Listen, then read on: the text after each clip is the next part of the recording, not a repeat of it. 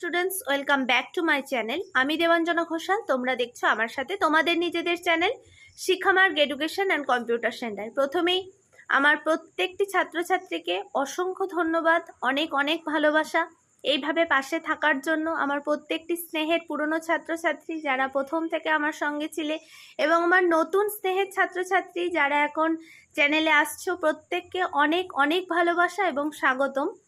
দেখো, আজকের যেটা আলোচ্য বিষয় সেটা হচ্ছে Bardhaman university BA first semester minor বাংলার সাজেশন 2024 সালের জন্য যে প্রশ্নগুলি পরীক্ষায় আসার মতো সম্ভাব্য এবং অধিক গুরুত্বপূর্ণ, সেই প্রশ্নগুলি আমি তোমাদের সাথে শেয়ার করে দিচ্ছি। তোমাদের তো পরীক্ষা খুবই আসন্ন, অলরেডি ডেট দিয়ে দিয়েছে 3 তারিখ থেকে। আমার প্রচুর ছেলে মেয়ে তোমরা বলেছিলে মাইনর বাংলার সাজেশনটা দেওয়ার জন্য, তো একটু দেরি হয়ে গেল কারণ এই 1 মাস আগে আমার বিয়ে হয়েছে, তো সেই হিসাবে সেন্টার কিছুদিন বন্ধ ছিল, একটুখানি কাজকর্ম সব কিছুই একটু মানে গতি কমে গিয়েছিল। সেই হিসাবে যেহেতু ছুটি দেয়া ছিল সব কিছু, তো যাই হোক, আমার প্রত্যেকটি ছেলে মেয়ে তোমরা যে এতটা ভালোবাসা দিয়েছো, ভরসা রেখেছো, বিশ্বাস করেছো, তার জন্য তোমাদের অন্তরের অন্তঃস্থল থেকে অনেক অনেক ভালোবাসা। আজকের আলোচ্য বিষয়ে প্রবেশ করার আগে আরেকটা কথাও বলে দিই যে তোমরা যারা যারা অ্যাডমিশন নিতে চাইছো শিক্ষামার্গ এডুকেশন অ্যান্ড কম্পিউটার সেন্টারে, যেখানে অনলাইন এবং অফলাইন উভয়বিধ পদ্ধতিতেই শিক্ষাদান সম্পন্ন করা হয়, তোমরা যারা যারা অ্যাডমিশন নিতে চাও 8609778925 এই হোয়াটসঅ্যাপ নাম্বারে তোমরা মেসেজ করে সমস্ত ডিটেলস জেনে নিতে পারো। আর এখানে অর্থাৎ আমাদের কোচিং সেন্টারে কলা বিভাগের সমস্ত সাবজেক্ট পড়ানো হয়, মেজর মাইনর কলা বিভাগের সমস্ত সাবজেক্ট, বিএ ফার্স্ট সেম থেকে একদম 6 সেমিস্টার পর্যন্ত সমস্ত সাবজেক্ট পড়ানো হয়। তাই তোমরা যারা যারা অ্যাডমিশন নিতে চাইছো তাড়াতাড়ি অ্যাডমিশন নিয়ে নিতে পারো। আর তোমরা যারা যারা নোট পারচেস করতে চাইছো তারাও কিন্তু ওই নাম্বারে যোগাযোগ করো, হোয়াটসঅ্যাপে মেসেজ করো, সেন্টারের নাম্বার, তোমাদের অবশ্যই সমস্ত ডিটেলস বলে দেওয়া হবে। তাহলে চলো আজকের আলোচ্য বিষয়ে প্রবেশ করা যাক।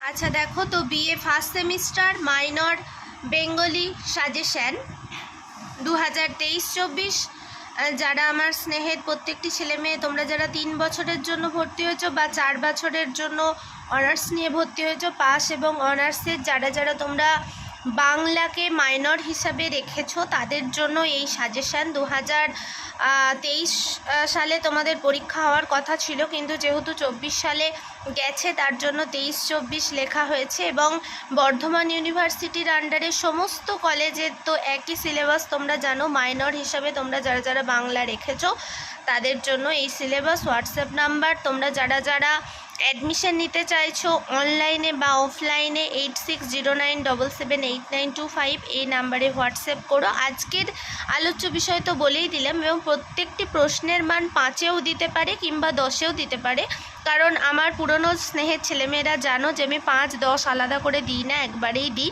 এই প্রশ্নটা 5-এও দিতে পারে অথবা 10-এও দিতে পারে, তোমরা ভালো করে যেও।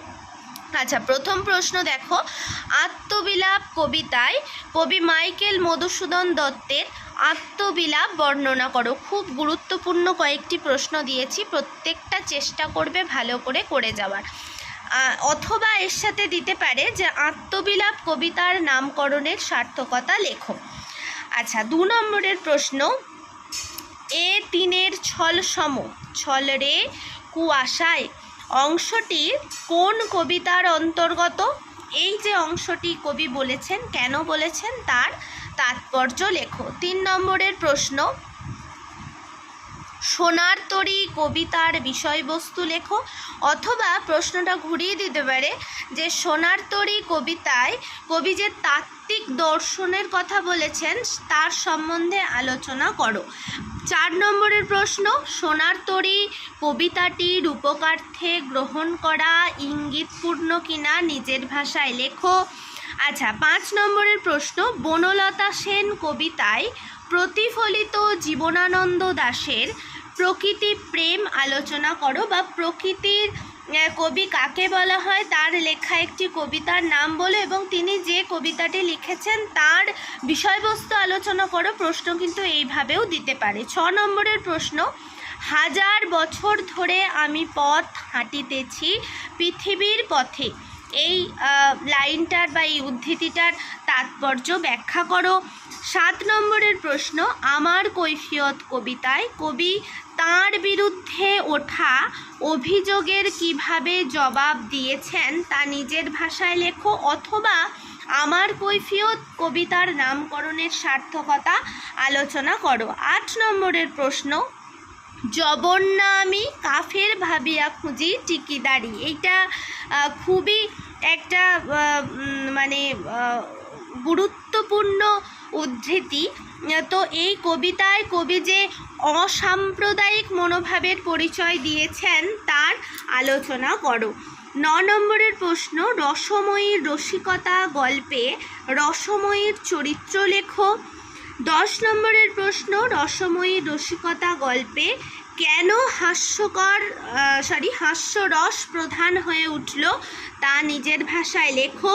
11 নম্বরের প্রশ্ন, অভাগীর স্বর্গ নামকরণের সার্থকতা লেখো, অথবা প্রশ্নটা ঘুরিয়ে দিতে পারে যে তৎকালীন যে সমাজ জীবন সেইখানে আমরা মানে কবি এই অভাগীর স্বর্গের মাধ্যমে যে চিত্র ফুটিয়ে তুলেছেন তা নিজের ভাষায় লেখো। এর সঙ্গে 12 নম্বরের প্রশ্ন দেয়া হয়েছে, চিকিৎসা সংকট গল্পে আমাদের দেশের যে চিকিৎসা ব্যবস্থার অন্তঃসার শূন্য চিত্র কবি ফুটিয়ে তুলেছেন তা নিজের ভাষায় লেখো। 13 নম্বরের প্রশ্ন, মাদার ইন্ডিয়া কার লেখা। এই মাদার ইন্ডিয়া বিষয়বস্তু সম্বন্ধে যা জানো লেখো।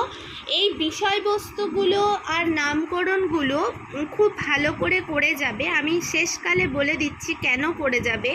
14 নম্বরের প্রশ্ন, ব্রত কয় প্রকার, ব্রতগুলির বিবরণ দাও।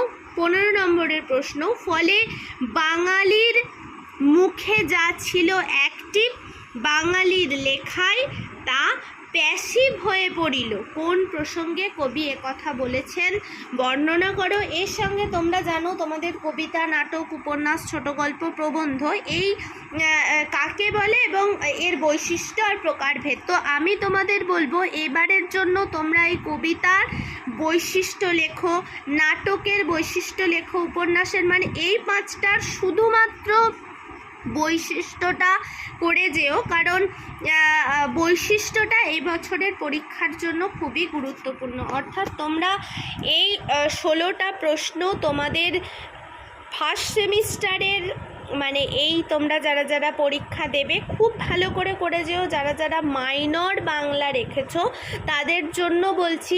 আর এই যেটা বললাম যে নামকরণ, বিষয়বস্তু, এগুলো অনেক ছেলেমেয়ে এখনও পর্যন্ত তোমরা যারা রেডি করতে পারোনি, অন্তত পক্ষে প্রত্যেকটি তোমাদের যে ছোট গল্প আছে, প্রবন্ধ আছে, কবিতা আছে, তোমরা তার সঙ্গে সঙ্গে যে মানে ব্যাখ্যাগুলো আর কি, বৈশিষ্ট্য, প্রকারভেদ এগুলো চাওয়া হয়েছে, তোমরা যদি সব না করতে পারো অন্তত প্রত্যেকটার নামকরণ, প্রত্যেকটার বিষয়বস্তুটা ভালো করে পড়ে যাও, যাতে প্রশ্নটা তোমরা বুঝতে পারো যে এই কবিতা থেকে এই প্রশ্নটা দিয়েছে। প্রত্যেকে ভালো থেকো, সুস্থ থেকো এবং তোমরা যারা যারা অ্যাডমিশন নিতে চাইছো 8609778925 এই নাম্বারে অ্যাডমিশন নিয়ে নাও। আর এই সমস্ত নোটস তোমরা যারা যারা পারচেস করতে চাইছো তারাও এই নাম্বারে হোয়াটসঅ্যাপ করবে, সেন্টারের নাম্বার, তোমাদের সমস্ত ডিটেলস বলে দেওয়া হবে। এখন থেকে প্রস্তুতি নাও।